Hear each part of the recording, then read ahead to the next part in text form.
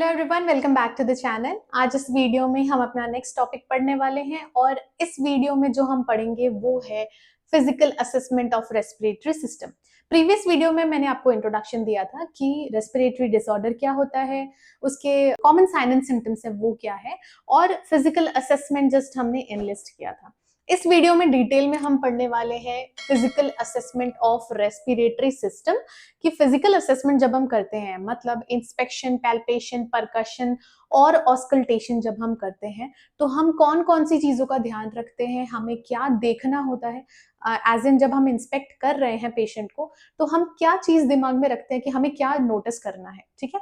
तो वो हम इस वीडियो में पढ़ेंगे। ओके, सबसे पहले देखते हैं हम इंस्पेक्शन। ठीक है, तो जैसे हमें पता है 4 टाइप्स हैं, इंस्पेक्शन, पैल्पेशन, परकशन और ऑस्कल्टेशन। तो हम पहले इंस्पेक्शन पढ़ेंगे। ओके, तो इंस्पेक्शन में यहाँ पे दिया हुआ पेशेंट पोजीशन। ठीक है, तो सबसे पहले हम जब भी इंस्पेक्ट करने जा रहे हैं मतलब जनरल इंस्पेक्शन जो होता है पेशेंट का, उसमें पेशेंट की पोजीशन बहुत ही इंपॉर्टेंट होती है। ऐसा नहीं कि पेशेंट लेटा हुआ है और हम उसको इंस्पेक्ट करने लग जाएंगे, नहीं। हमें पेशेंट को, अगर पेशेंट बैठने की हालत में है तो हमें उन्हें बिठा के फिर उसके बाद इंस्पेक्शन करना होता है। ओके, तो यहाँ पे देखो क्या लिखा हुआ है, sitting comfortably usually at 45 degree angle. ठीक है, तो 45 डिग्री एंगल पे हम पेशेंट को बिठाते हैं सो दैट हम उसका इंस्पेक्शन अच्छे से कर पाए। ओके, देन आता है एनवायरमेंट। हम क्या देखेंगे, मेडिकल इक्विपमेंट्स हम देखेंगे कि पेशेंट के आसपास कोई O2 इक्विपमेंट है क्या, मतलब ऑक्सीजन थेरेपी का कोई भी इक्विपमेंट है क्या, सिलेंडर्स हैं क्या, या फिर नेबुलाइजर है क्या। ठीक है,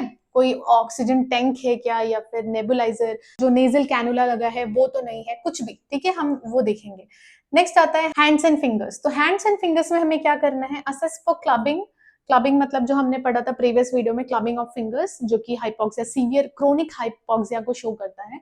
उसके अलावा निकोटिन स्टेनिंग, कोई निकोटिन स्टेनिंग तो नहीं है, या फिर फ्लैपिंग ट्रेमर्स, मतलब जो हाथ ऐसे कांपना शुरू हो जाता है वो तो नहीं हो रहा, दैट इज फ्लैपिंग ट्रेमर्स। इसको हम एस्ट्रेक्सिस भी बोलते हैं, जो कि CO2 रिटेंशन को दिखाता है। ठीक है, अगर किसी को फ्लैपिंग ट्रेमर्स हो रहे हैं दैट मीन्स उसकी बॉडी में क्या हो रहा है, CO2 रिटेंशन। ओके, देन आता है फेस। तो फेस पे क्या देखते हैं, check for central cyanosis and पेलर।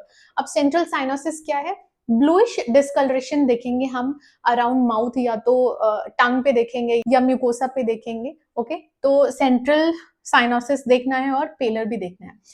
ये तो बहुत ही शॉर्ट में बता दिया है। एग्जाम पर्पज से मैं आपको अभी आपके स्क्रीन पे आ रहा होगा, आप ये देख सकते हो।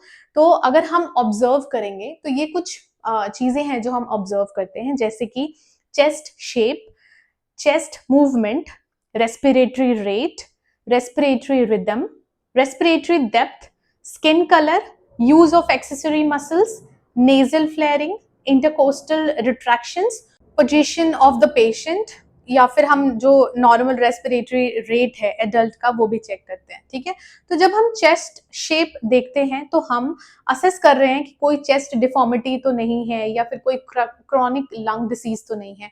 चेस्ट मूवमेंट जब हम देखते हैं तो हम असेस कर रहे होते हैं symmetrical lung expansion during breathing, कि जब वो ब्रीथ कर रहा है तो उसका जो लंग एक्सपैंड हो रहा है वो सिमेट्रिकल है या नहीं है। रेस्पिरेटरी रेट में हम देखते हैं कि ब्रीदिंग नॉर्मल है या नहीं है, कहीं रैपिड या स्लो तो नहीं है।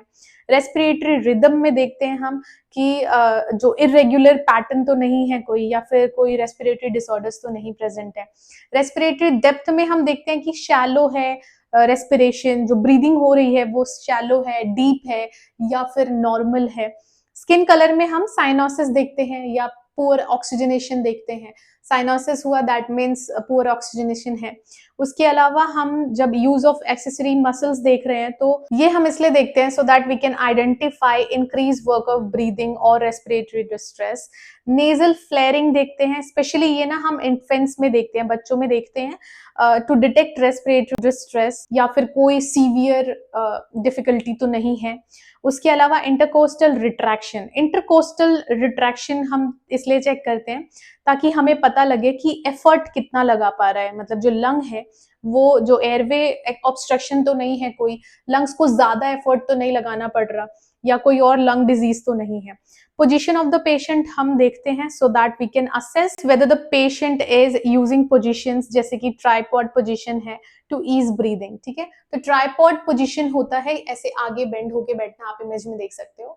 और ये इसलिए करते हैं पेशेंट, एक कंडीशन होता है ऑर्थोपनिया। ऑर्थोपनिया में अगर पेशेंट सोया हुआ है या सुपाइन पोजीशन में तो उसको ब्रीदिंग डिफिकल्टी होती है, तो उसको ईज करने के लिए पेशेंट यूजुअली ऐसे ट्राइपॉड पोजीशन करते हैं, या हम उनको प्रोवाइड करते हैं ऐसे ट्राइपॉड पोजीशन, सो दैट उनका जो ब्रीदिंग है वो बेटर हो पाए। ओके, तो इसके अलावा हम नॉर्मल ब्रीदिंग रेट भी चेक करते हैं। तो हमारा जो ब्रीदिंग रेट होता है, रेस्पिरेशन रेट होता है, वो नॉर्मल होता है, एडल्ट के लिए होता है वो 12 to 20 breath per minute. Okay, अब ये ना कुछ कुछ बुक्स में 16 to 24 भी दिया हुआ है, कुछ बुक्स में 12 to 20 भी दिया हुआ है। तो स्टैंडर्ड जो है वो 12 to 20 है, कुछ कुछ बुक्स में 16 to 24 भी दिया है। अब अगर 10 ब्रेथ से नीचे आ रहा है, मतलब 10 ब्रेथ पर मिनट से नीचे हो रहा है, तो उसे हम बोलते हैं ब्रेडिप्निया, ठीक है। और अगर 24 से बढ़ जा रहा है, ब्रेथ जो है वो 24 से ज्यादा आ रहा है, तो उसे हम बोलते हैं टैकेप्निया, ठीक है। अब ऐसा नहीं है कि कोई भाग के आया और फिर अपनी जो ब्रेथ है उसको काउंट कर रहा है, वैसा नहीं। एक नॉर्मल सिचुएशन में, नॉर्मल कंडीशन में अगर किसी का ब्रेथ जो है वो 24 से ऊपर जा रहा है, दैट मीन्स टैकेप्निया हो सकता है। और अगर 10 से नीचे है तो ब्रेडिप्निया हो सकता है, ठीक है। सो ये था हमारा इंस्पेक्शन। तो इंस्पेक्शन में हम ये चीजें देखते हैं। नेक्स्ट हम बात करते हैं पैल्पेशन। पैल्पेशन में क्या है, हम पैल्पेट करें, एज इन ऐसे फील करते हैं टच करके, ठीक है। ओके, अब इसमें देखो क्या है, इसमें हम ट्रैकिया का पोजीशन चेक करते हैं। ओके, ट्रैकिया का पोजीशन चेक करने के लिए क्या कर रहे हैं, यहाँ पे gently place an index finger in the sternal notch to feel if the trachea is central, ठीक है। तो हम अपना इंडेक्स फिंगर स्टर्नल नॉच पे रखते हैं सो दैट हमें पता लग पाए कि जो ट्रैकिया है वो बीच में है या नहीं है, कहीं डेविएशन तो नहीं हो रखी है। अगर डेविएशन हुआ है तो मे बी ये जो रेस्पिरेटरी डिसऑर्डर्स को शो कर सकता है, निमोथोरिक्स या फिर कोई मास डेवलपमेंट तो नहीं है, उसको शो करता है, ठीक है। इमेज में आप देख सकते हो। ओके, नेक्स्ट आता है चेस्ट एक्सपेंशन। तो place hand on the interior and posterior chest wall, ठीक है। मतलब पेशेंट के इंटीरियर और पोस्टीरियर चेस्ट वॉल पे हाथ रखना है, bringing thumb to the mid line, ठीक है। मिड लाइन पे थंब होना चाहिए। Okay, ask the patient to take a deep breath to check for symmetrical outward movement, ठीक है। तो सपोज ये हमारा लंग्स है, ठीक है, और हमने इसको ऐसे पकड़ा हुआ है। इससे क्या पता लगेगा कि जब हम सांस लेते हैं, ठीक है, हम जब इंस्पायर कर रहे हैं तो चेस्ट क्या होता है, एक्सपैंड होता है ना। देखो जब हमने ऐसे किया तो हमारा चेस्ट एक्सपैंड हुआ, तो ये एक्सपैंड जो हो रहा है वो सिमेट्रिकल है या नहीं है, ठीक है। सिमेट्रिकल है या नहीं है, मतलब दोनों इक्वल ही डिस्टेंस में ऊपर जाएंगे, ऐसा नहीं है कि ये यहीं रह गया और ये यहां पहुंच गया, ठीक है। तो ये हम चेक करते हैं चेस्ट एक्सपेंशन में। ओके, नेक्स्ट आता है टेंडरनेस, मतलब टच करने से कहीं दर्द तो नहीं हो रहा। फिर आता है क्रैपिटस। ओके, तो क्रैपिटस मैंने आपको बताया था, क्रैपिटस होता है क्लिकिंग या फिर पॉपिंग या bubbling sound in the lungs, ठीक है। जैसे क्रैकल्स होते हैं ना, क्रैकल्स, क्रैकल्स जैसा ही क्रैपिटस, ठीक है। ओके, एंड नेक्स्ट होता है टेक्टाइल फ्रेमिटस। तो टेक्टाइल फ्रेमिटस जो है ये क्या है, इसमें हम चेक करते हैं कि कोई वाइब्रेशन तो प्रेजेंट नहीं है, ठीक है। मतलब vibration felt on the chest wall when the patient speaks, ठीक है। तो जो पेशेंट है वो बात जब कर रहा है तो कितना वाइब्रेशन आ रहा है, वाइब्रेशन प्रेजेंट है या नहीं है, ठीक है। नॉर्मल में क्या होता है, नॉर्मल कंडीशन में दोनों ही साइड में इक्वल वाइब्रेशन आता है, ठीक है। लेकिन जैसे कुछ कंडीशन है, निमोनिया हो गया या फिर लंग कंसोलिडेशन हो गया, इसमें ये जो वाइब्रेशंस है वो इंक्रीज हो जाते हैं, ठीक है। तो ये इसीलिए चेक करना जरूरी होता है।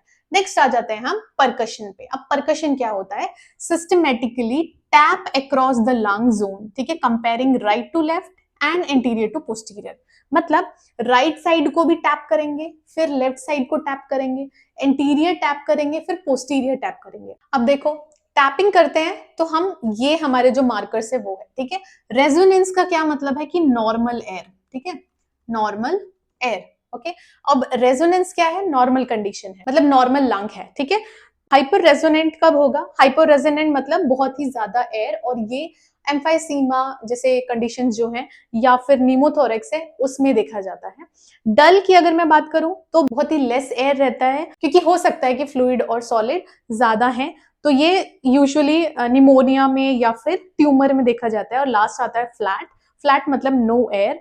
ये यूजुअली तब आएगा जैसे प्लूरल एफ्यूजन है, मतलब लार्ज फ्लूइड कलेक्शन हो रहा है या फिर डेंस टिश्यूज हो रहे हैं, तो उसकी वजह से फ्लैट आता है। ठीक है, तो ये हो गया परकशन। लास्ट आता है हमारे पास ऑस्कल्टेशन। ऑस्कल्टेशन क्या है? जो listen to the lung with stethoscope using the diaphragm while the patient breathe deeply through their mouth। ठीक है, तो हम यूजुअली डॉक्टर के पास जाते हैं तो डॉक्टर ये करते हैं ना, एक स्टेथ लगाते हैं और उसके बाद आपको बोलते हैं कि जोर से सांस लो, है ना, अच्छे तरीके से सांस लो, और वो फिर ऑस्कल्टेट करके चेक करते हैं। वो ऑस्कल्टेट क्या कर रहे होते हैं? वो ऑस्कल्टेट कर रहे होते हैं नॉर्मल ब्रीथ साउंड या फिर एबनॉर्मल ब्रीथ साउंड। ठीक है, तो नॉर्मल ब्रीथ साउंड मतलब जो अगर कोई भी डिसऑर्डर नहीं है लंग्स में तो नॉर्मल ब्रीदिंग साउंड आएगा। ठीक है, वेसिकुलर ब्रीदिंग साउंड आता है। ठीक है, ये हम नेक्स्ट वीडियो में डिटेल में पढ़ेंगे।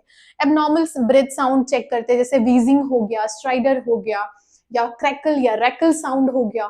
ठीक है, और ये जो डिफरेंट डिफरेंट साउंड आ रहे हैं ना, ये डिफरेंट डिफरेंट डिसऑर्डर्स को बताते हैं कि ये डिसऑर्डर हो सकता है, इसीलिए ऐसा साउंड आ रहा है। ठीक है, तो इसी वजह से साउंड भी सुनना बहुत ही ज्यादा जरूरी है।